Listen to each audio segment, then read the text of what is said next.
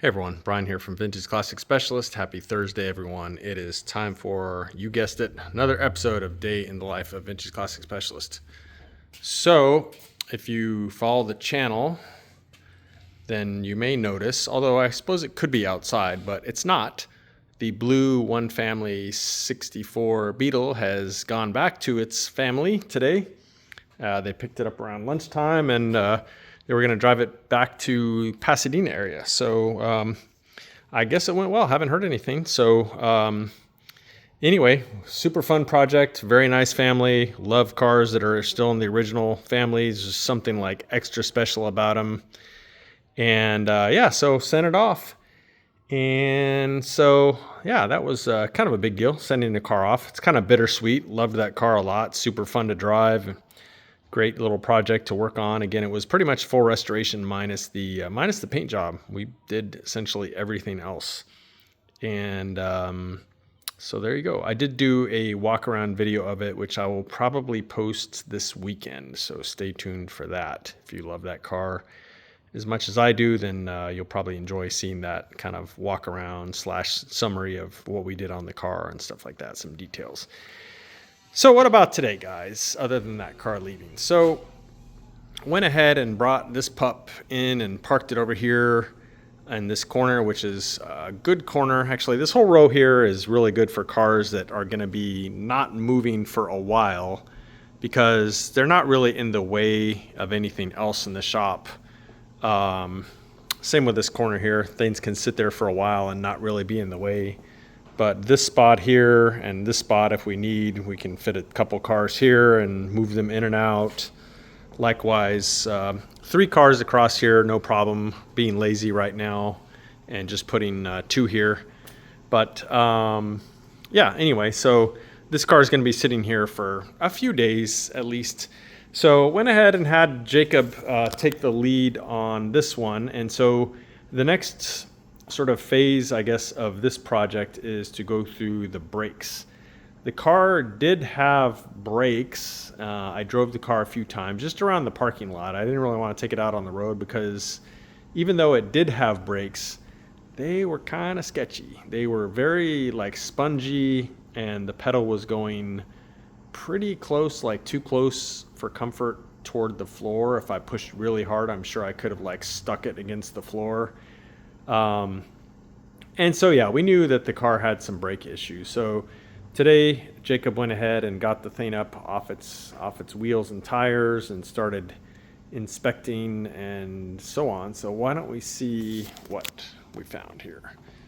So overall, the back brakes look like somebody's probably gone through them in the maybe not too distant past, or at least, let me rephrase that a little bit. At least that they don't seem to have a lot of miles on them since somebody went and redid them. There's very little to no wear on the pads and everything. Looks like it was pretty much assembled correctly. Sometimes you never know on these. People put them together weird ways and leave stuff out. But no, whoever rebuilt these seems like they did a pretty good job. However, we started checking, of course, the wheel cylinders, which we always do, and one wheel cylinder on one side had one leak on one of its sides. I don't remember which one it was, but one of the wheel cylinders, I think it may have actually been this one, was leaking. So the way that you can tell is, even if it's not necessarily wet, is that you I don't want to do it because I don't want to touch it with my bare hands, but you peel the boot back. You can do it by hand, or take like a little dull instrument or something and kind of peel it back.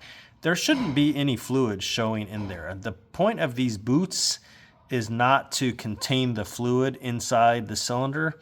The point of these boots is more just to keep like dust and grime and stuff out that would get in and cause the piston to essentially like wear prematurely. So these are basically dust covers. These are not supposed to be, the boots are not supposed to be hydraulic seals per se. The hydraulic sealing should be done with the pistons that are in here. So there's 2 pistons, there's a spring between them, and those are what's supposed to do the sealing. So if you kind of peel, well, here, shit, I'll do it. If you peel these back a little bit, like, come on, it's really hard to do with one hand. Well, anyway, you get the idea. If you kind of peel these back, it shouldn't hurt anything if you do it and it's dry in there. If you do it carefully, there's no harm in it. We do it all the time. However, again, if you peel that back and you see wetness like brake fluid in there, that cylinder is no good. Anyway, so yes, one side of one cylinder on one side of the car was bad. So, of course, we always replace them in pairs. We don't want to be lazy or not thorough. So good idea with hydraulics and stuff like that. Always replace them in pairs. Don't be lazy. Don't be cheap. Replace them both, even if only one side is leaking. Anyway, so new set of those on order. The brake hoses, which are the flexible ones that kind of connect the hard line up there at the frame horn to the hard line that goes from the axle to the actual wheel cylinder. There's a rubber line in there. They looked pretty old, and so we have taken everything apart. We're going to have to re-bleed everything. So at that point, there's no point in taking chance by reusing pretty aged looking rubber hoses. So those are getting replaced, and the wheel cylinders are getting replaced. Again, the shoes themselves, everything looks fine. The axle seals seem fine. It doesn't seem like they're leaking. That's another point of failure at the back of these cars, is leaky axle seals, which can tend to kind of oil up the brake shoes, which is of course not a good situation. But yeah, other than the one leaky wheel cylinder, and again we'll replace both, everything actually looks okay. So that's the back of the car. The front of the car, again, the owner did at some point have somebody install a disc brake kit on the front.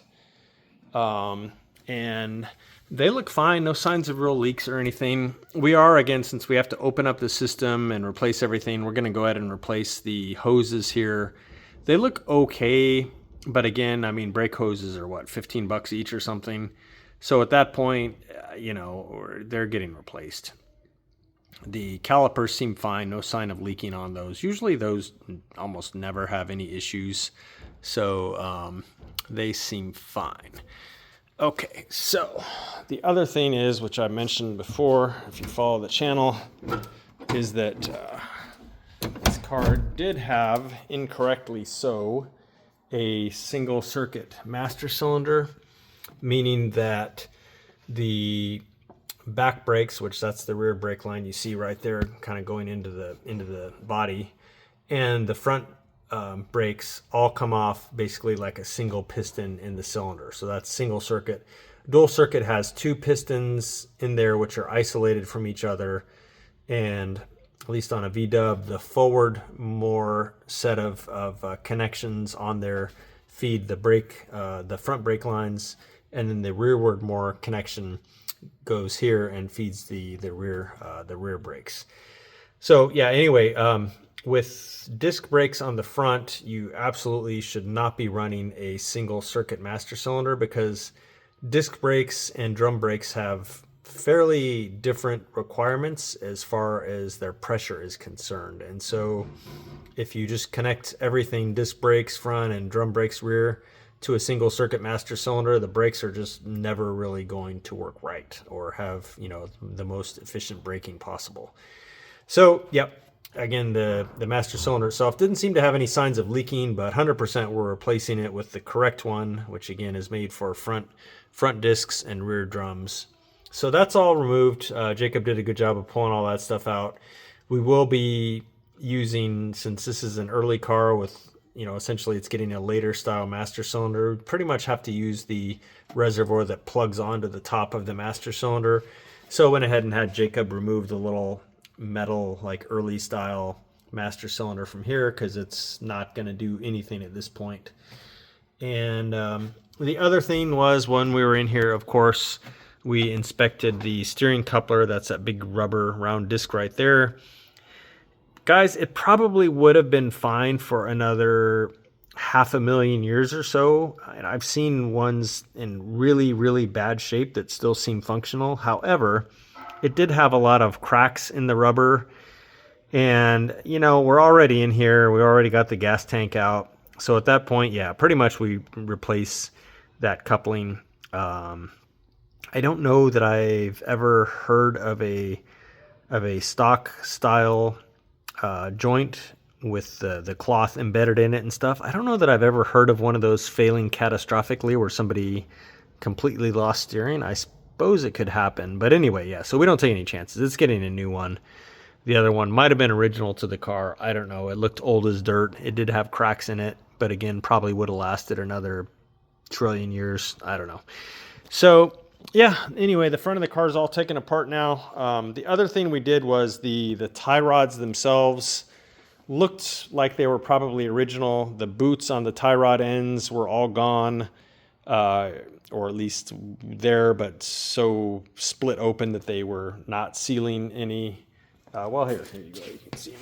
So yeah, the boots were either gone or so tore up that they were letting, dirt and stuff get in there. So yeah, this car is getting a new set of tie rods. One of the tie rods I think is actually bent a little bit. So yeah, new tie rods. Again, once you got the car up in the air like this, you've got the gas tank out, all of that stuff is kind of right there. So it's definitely the right time to do anything like that as far as, replacing original parts that have seen better days and so on. So that was Jacob's day. He did a really good job getting all this stuff apart and ready. So whenever the new parts come in, then we'll put her back together and bleed the brakes, and I think they're going to feel amazing. And yeah, then we'll kind of catch up with the owner and see what he wants us to do next. He did mention that he thought there was an issue with the front suspension, so we'll kind of check that out again while we're sort of messing around up here anyway.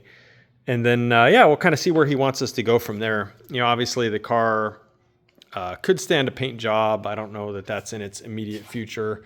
Could stand some interior. Not sure they're going to have us do that or not. But again, the main goal of this car was to bring it in and get it running, driving, and safe. So we've already been through the fuel system. We're doing the brakes right now. Probably go through and check the electrical, make sure lights and stuff like that are working, horn, etc. And then, yeah, then we'll see where the owner kind of wants us to take it from there. But yeah, that is pretty much it for that baby for today. For me, I was, I don't know, guys, I was kind of all over the place today, but mainly what I did, I suppose, is work on Big Blue here again, and somehow only managed to work a few hours today. I don't know. I feel like I was talking on the phone all day, and I don't know. It's just one of those days, guys, as a shop owner, shop manager. Sometimes it's hard to actually be a mechanic because I'm getting pulled in 50 different directions at any given moment. Sometimes it's hard to just, focus on working on a car, which is, of course, why I'm here, to work on cars. Anyway, so yeah, I did some wiring on this thing today as far as connecting the evaporator, which is the air conditioner part that goes in the car here, connecting that electrically to the rest of the car and to the little switch panel here. So that's pretty much wired in now. It's wired into the fuse panel, and yeah, it's not, again, didn't manage to accomplish a lot today, but trying to just keep some momentum going on this one. So yeah, I got at least the wiring of the AC system up here is essentially done, and then there'll be a little bit more wiring once I actually have the condenser in, and then of course once the compressor is in the back of the car, a little bit more wiring. But the wiring up here basically done at this point for the AC system. Did a tiny bit of wiring too for just the car itself. Not a huge thing, but I finally went and connected the grounds up here. So there's one ground wire which is for the headlight on each side, and then another ground wire that's for the indicators up front. So I went ahead and connected those finally. And what else? The only other small thing that I can think of that I did for this is just in preparation for this motor going back together when the powder coating comes in, is I finally installed this for real. It was just sitting there before for mock-up purposes, but it's actually on now with its gaskets and that little metal deflector plate and stuff like that. So yeah, that way when the tin comes in from powder coating, then this thing can just go together immediately. Everything's already been fit, etc. So it should go together pretty fast once the powder coating comes in, probably next week, hopefully early next week. We'll see. Anyway, so guys, I think that is pretty much all I have to show you for today. Progress is continuing on the other orange Ghia, so not this one, but the 72 that's more of a like burnt orange color. Well, it was, now it's primer color. And Santiago finished up the top on that Brazilian bay window bus. I'll try and show you guys that before that car leaves.